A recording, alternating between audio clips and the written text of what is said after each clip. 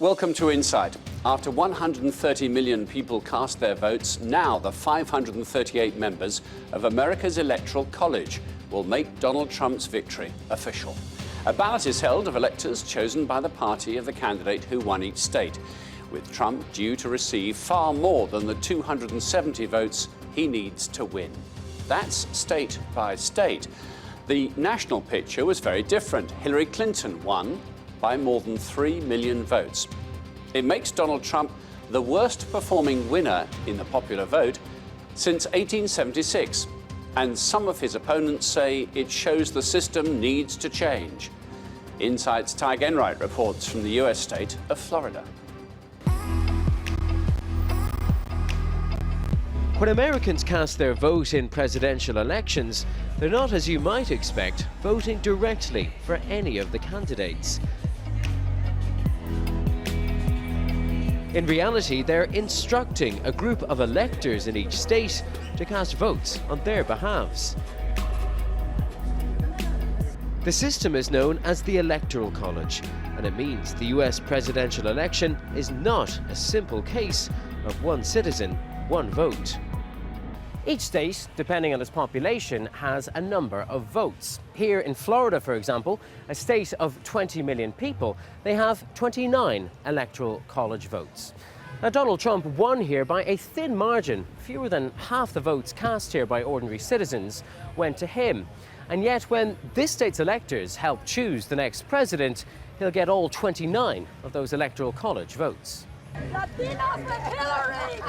This winner-takes-all strategy applies in most states, and it's the reason why Hillary Clinton won millions more votes than Donald Trump, and yet he will be the next president of the United States. You should have one vote, everybody should count equally, not because you live here, you're getting more. That's the Constitution. We got to follow the Constitution, otherwise everybody will do whatever they want to do. In this country, it's the only thing where they don't trust the people, and I think it's unfair, but then again, I was a Hillary supporter. There is a campaign underway to do away with it. Do you think it'll go anywhere? I don't think it will, but I would like to see it. In 2012, Donald Trump described the Electoral College as a disaster for democracy, when it appeared that Mitt Romney would win the popular vote but lose the White House. In 2016, President-elect Trump changed his mind, saying the Electoral College is actually genius in that it brings all states, including the smaller ones, into play. So why do we have this complicated system? When the framers of the Constitution wrote the document, they didn't trust the regular folks to elect the president. And we have to remember, at that time, it was only white males with property who were voting. It was a very small pool. But the reality of it is the United States has a federal republic. And in a federal republic, the idea is to keep the system tied to the states. So the selection of the president was a way to have the state leaders have the biggest voice in selecting the chief magistrate of the country. The Founding Fathers' precise reason for the Electoral College does not feature in the US Constitution. But one of its authors, Alexander Hamilton, did write that it was so that the office of the president will never fall to the lot of any man who is not an eminent degree endowed with the requisite qualifications.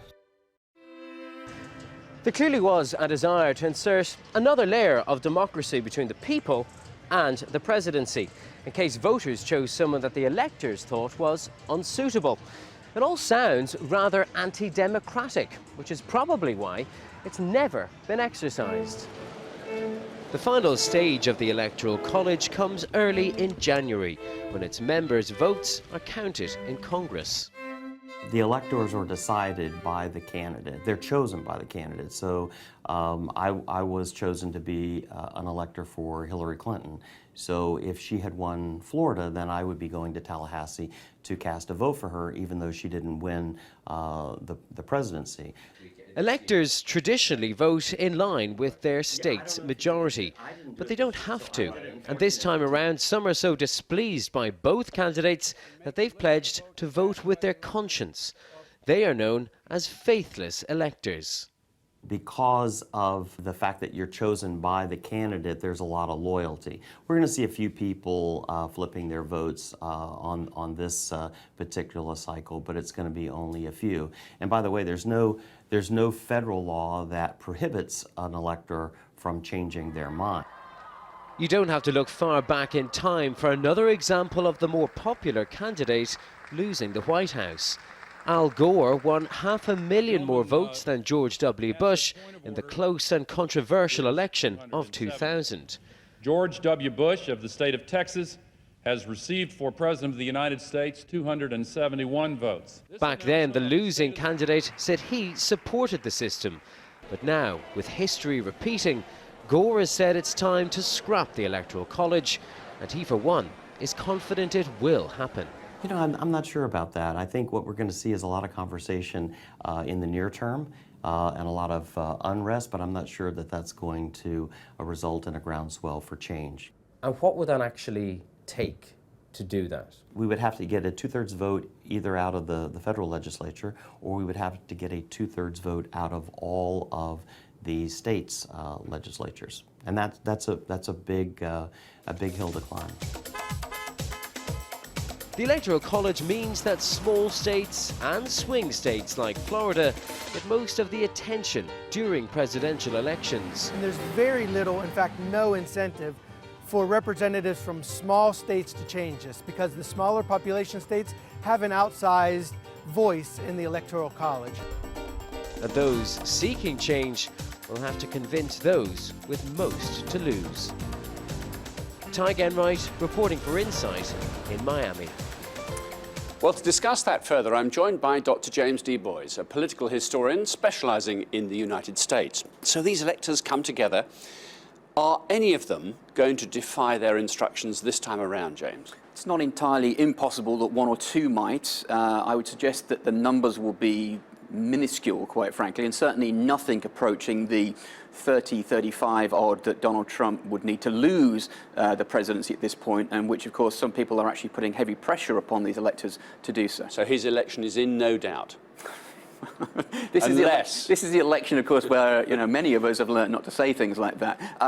Let's put it this way: it would take an unprecedented groundswell of support within the Electoral College to move against the will of the people. And indeed, most of these electors are actually locked in because of the laws that govern each state with regard to They're different in some states, aren't they? Some are free to vote with their conscience, aren't they? They are. And again, this is one of the great problems. You have a 21st century superpower, and its election rules date back in many ways to the 1780s in some states, and so they vary from state to state. And so the Electoral College that we're seeing played out today is very much something that harks back to the very early days of the nation, when they're trying to make sure that each state had some degree of say in who became president. But effectively, because of the way this maths is done and because of the way the college works, a lot of states just simply do not matter. Well, we found out maybe that might not be the case this year, didn't we? Because we thought that a number of states weren't that important. But now what we've discovered is actually, these little states, they all do add up to 270. And if you ignore them, if you assume that, you've got certain states in the bag, then you really pay a heavy price for doing that. Clearly, the Democrats focus on certain states and Republicans focus on other states. But we've seen this time around that, states can be brought over.